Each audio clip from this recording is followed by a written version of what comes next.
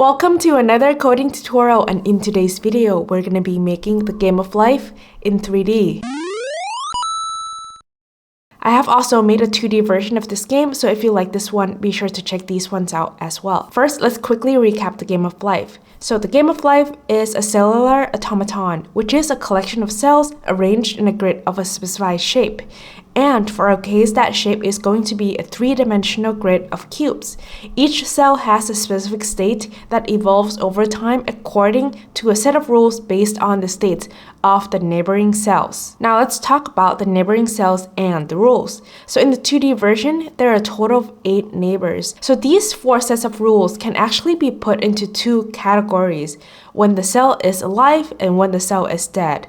So when a cell is alive, if n is greater or equals to 2 and n is less than or equals to 3, then the cell is alive in the next generation, else it is dead. And when the cell is dead, if n is equals to 3, then the cell is alive, else then the cell is dead. And to follow the same format, we can say that if n is greater or equals to 3 and n is less than or equals to 3, then the cell is alive. How we approach the rules for the 3D version is actually very similar to the 2D version. The main difference is that now the number of neighbors is increased to 26 from 8. We can put the rules into the same 2 categories. When the cell is alive, and now I'm going to replace the number 2 and 3 with variables a, b, c, and d. So if n is greater or equals to a and n is less than or equals to b, then the cell is alive, else the cell is dead. And when the cell is dead, if n is greater or equals to c and n is less than or equals to d, then the cell is alive,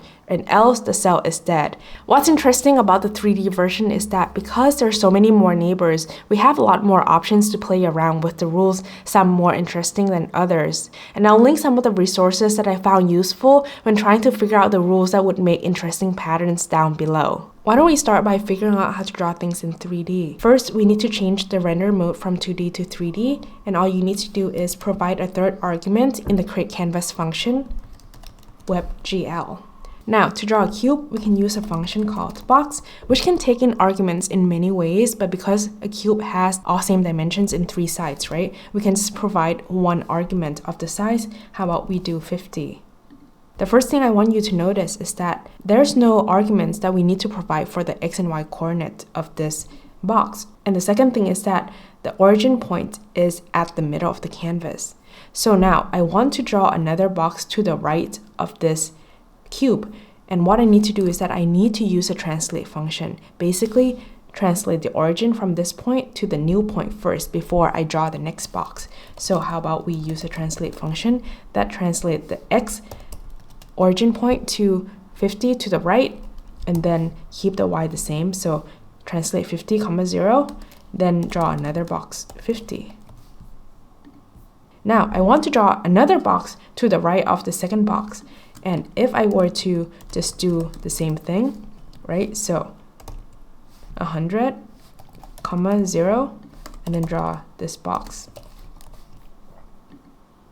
Oh, as you can see here, it is not right to the second box, and that is because this translate function translates from this new origin where the new origin is at 50, 0. So if you want to translate from the original point where 0, 0 is over here, you need to use the 2 functions push and pop, which basically saves the transformation and returns it back to the original setting before you call the next transformation. So if I do this, now this translate function calls from the original point here. So now I want to use a for loop to draw a bunch of boxes that are next to each other. So what I'm going to do is, first I'm going to call a for loop that goes from I equals to 0 to I less than, how about num I plus plus, and then let's create a new variable called num, set it to, how about 2, and then here we're just going to copy this. And we want to translate by what? Not by 50, right? We want to translate by I times 50. Let's delete all of this. All right, so now we have 2, 3, 4. how about we replace 50 by a variable called size. I'm also going to call a function orbit control, which allows us to move around these 3D shapes with the mouse. So now I also want to create rows of boxes. So I can just put in another set of for loop. Put this inside. And then inside this translate, it has to be j times size. All right. And now we also want in the z direction, right? So we can just keep adding another for loop.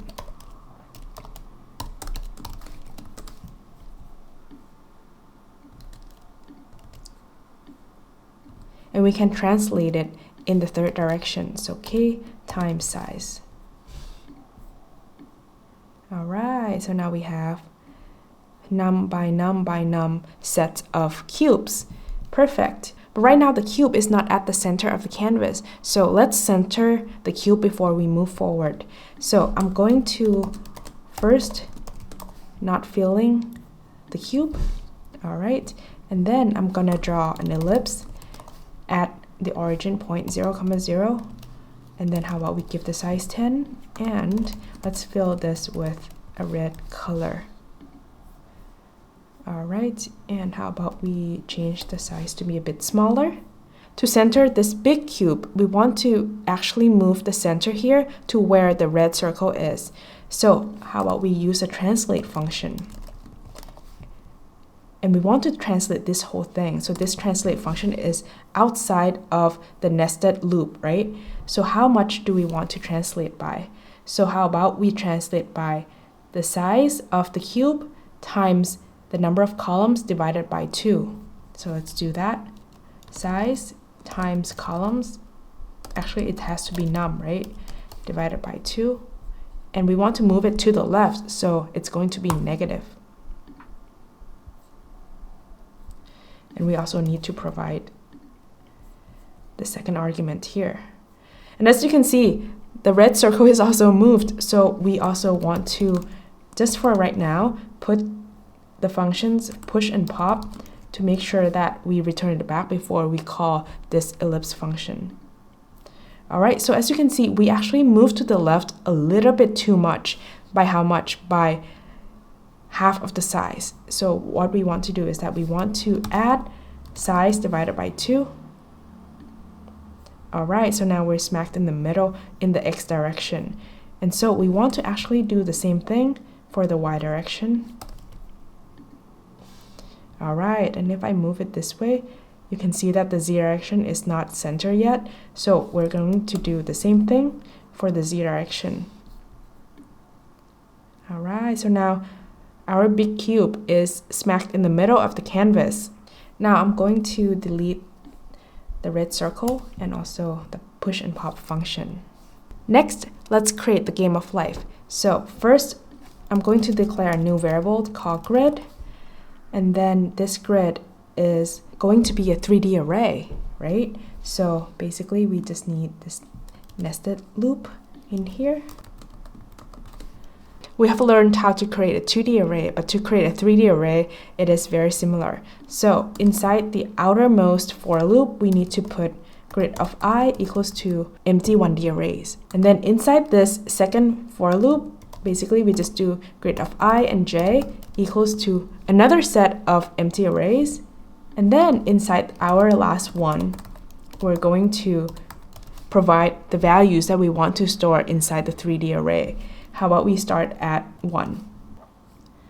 Then now inside our nested loop here, we want to color the cubes based on the values inside the grid. So we're going to say if grid of I, j, and k is equals to 1. So what we're storing in the grid is the cell's state. So it's either alive or dead. And so let's just say that if it equals to 1, it means that the cell is alive. Then we want to color it black, and then else, which means the cell is dead. How about we do no fill here, And then let's give it a stroke color of white, and I also want to give it a transparency of 100. Then I'm going to delete this no fill here. Let's click run. And it's all black, and that is because we give the initial value as 1 for all of the cubes. So how about we do it randomly? We can use a function called random, and we want a value between 0 and 1. And if we put an argument of 2 inside a random function, it will output a values between 0 and 1.99999. And so we also want an integer, so we can use a function called floor. And floor will basically turns a decimal point or a floating point to an integer that is closest to that number rounded down. So with this, we can get a value between 0 and 1. And if we click run, all right, so now we have a random grid of 0 and 1. I'm going to change how it looks a little bit. So first, I want the size to be a little bit smaller so that we have a bit of a gap in between each of the cubes. Then how about we increase the number? Actually, let's do 20, and then let's give it a smaller size of 10. All right. So now we have a random grid of cells that are alive and dead. Now, to get the next generation, what we need to do is that we need to get the sum of the neighboring states. So let's actually first write a function. And I'm going to call this function neighboring states. And it's going to take in a few arguments. So the first one is the grid that we want to evaluate where our neighbors are. And then we're going to give it 3 coordinates, x, y, and z, which is the cell at which we're going to evaluate. And then in here, let's first declare a variable called sum. Let's start it with 0, and then we're going to basically use a nested for loop here. But it's gonna go between I equals to -1 to I less than 2. And that is because the neighboring cells are in the cells that are to the left, to the right, and in the same columns and rows as the cell that we are evaluating, right? So from -1 to 0 to 1, right? So we want to do that for all of these variables, I, j, and k. Then we're going to sum up all of the neighboring cells, and we're going to do it by accessing the grid values in the index x plus I, y plus j, and z plus k. And as you see here, actually these index values also include the cell that we are evaluating, and we don't want that one, so we want to also subtract out that value. So it's going to be grid of x, y, and z, right? And we also need to make sure that we return that sum when we call this function.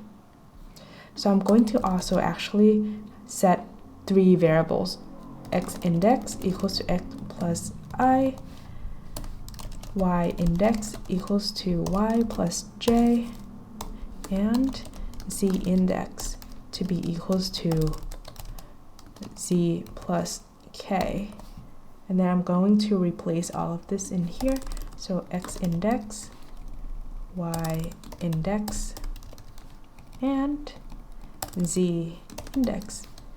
All right, so now inside the draw function here, what we're gonna do is, outside of these nested loop, we're going to first create a new 3D array.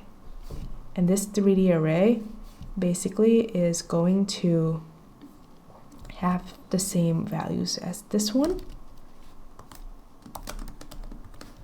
All right, so we're gonna do the same thing as when we created the grid 3D array. So inside here, we're gonna say gen of I, next gen of I equals to an empty 1D array, and then next gen of I and j will be equals to also an empty 1D array, But then in the last one here, we need to now apply the rules, right, based on the sum of the neighboring cells. Let's start by creating a variable called n, and then this n is going to be keeping the value of the sum of the neighboring states. So we want to set it equals to this function here.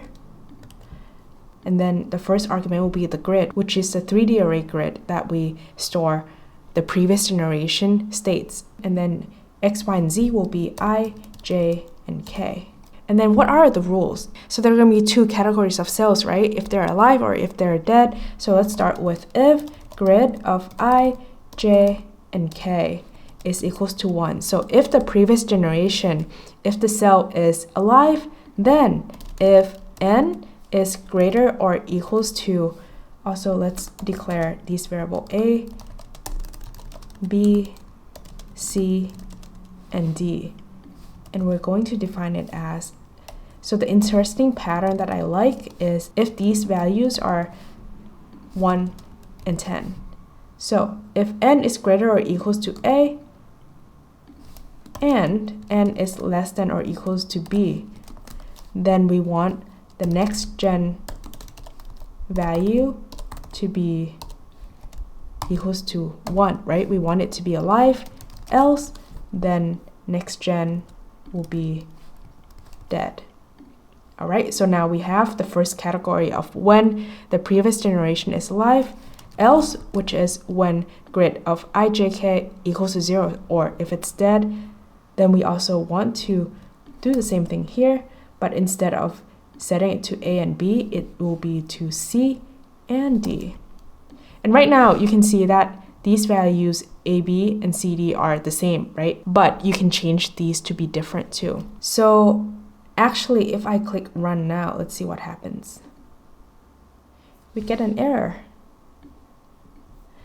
Cannot read properties of undefined, reading -1. And that is because if you look at our neighboring states function right now, I goes from -1 to 2, which means all of the cells that are at the borders here, we're trying to get the value inside the grid that is actually outside the grid, which is when the index is either negative or the index is greater than num. So we can fix this by coming into this nextGen equation here and then says that if I is equals to 0 or j is equals to 0 or k is equals to 0, right?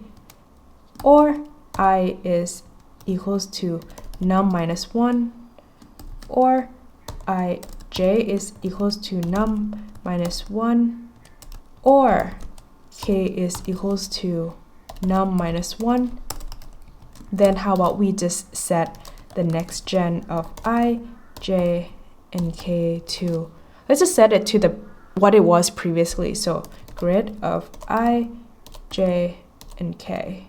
Else, then we want to do all of these calculations.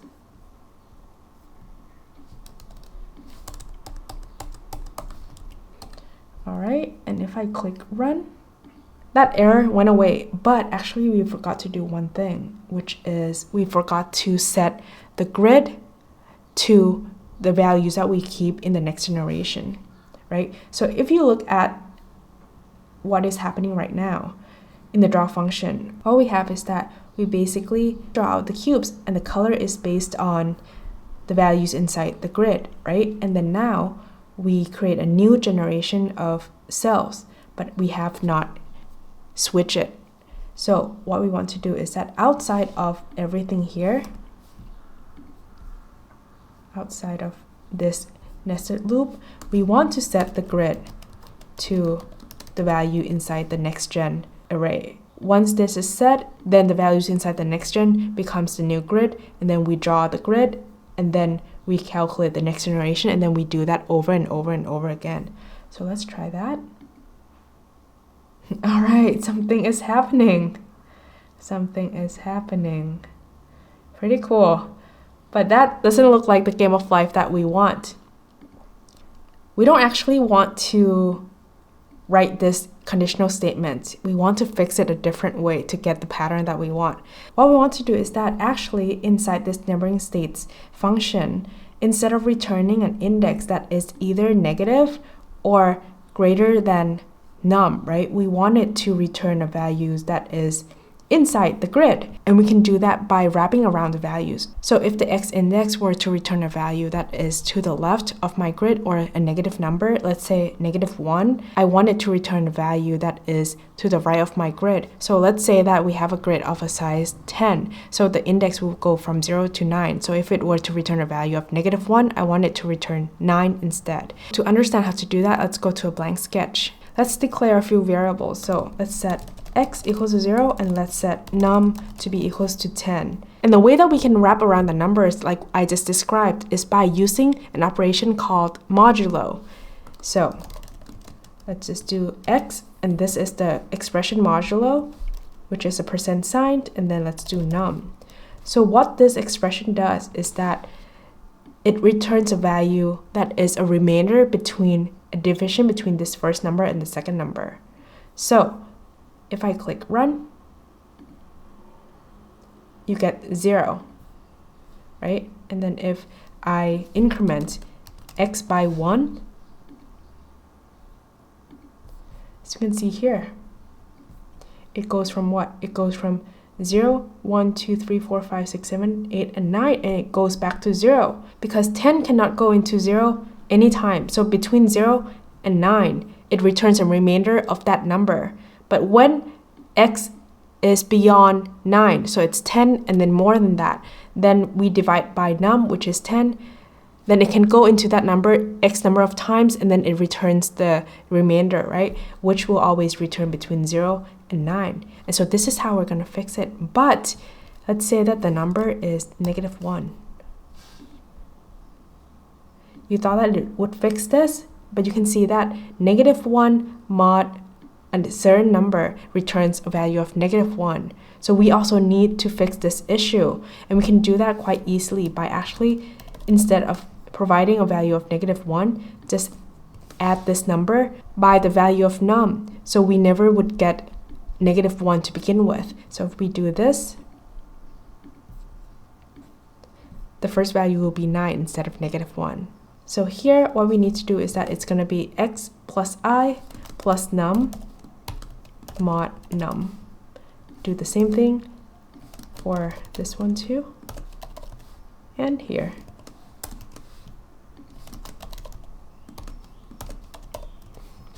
All right, and then if I go back here, then I can just delete this if statement. We don't need this anymore. Let's click run.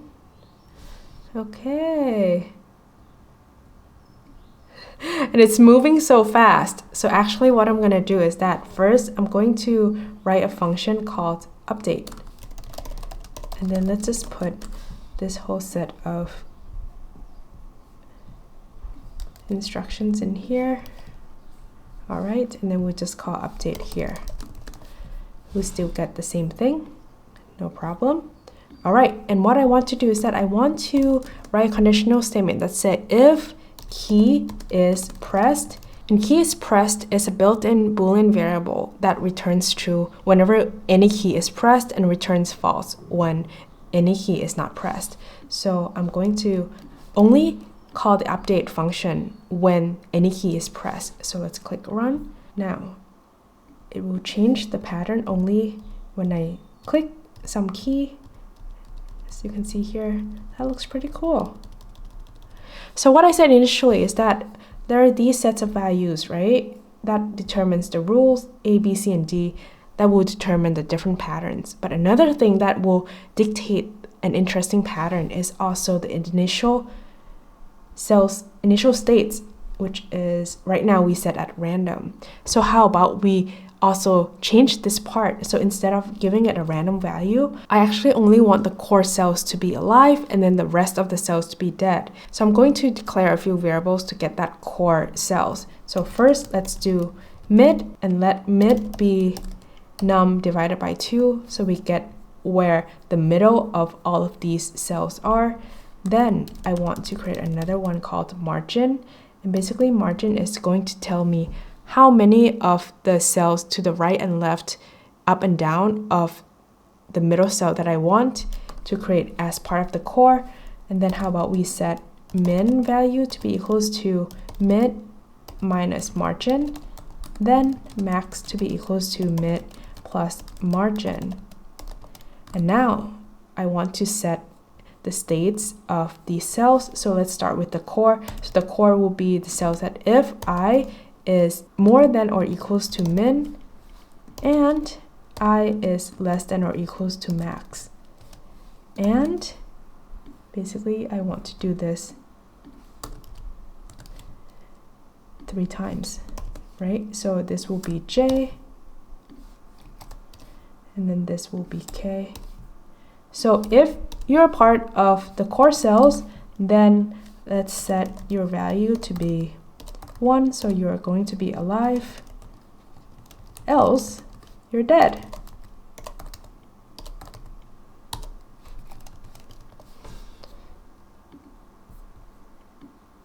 Oh, I think I did something wrong. Max here. All right, so you can kind of see that the core cells are alive. All right, so now let's click. I find this pattern really interesting. Okay, how about we change the aesthetics a little bit? So first, let's declare a variable called hue value, and I want to change my color mode to a mode called HSB, which stands for hue, saturation, and brightness. And the second argument I'm going to give is the maximum of this value. So it's going to be between 0 and 255.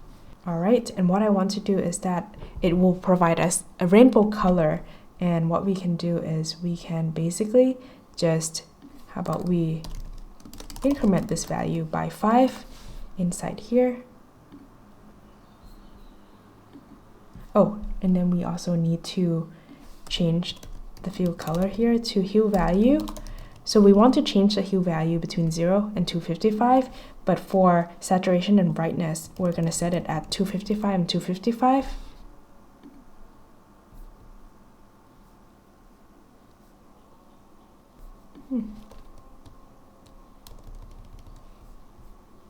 I'm surprised that it's yellow.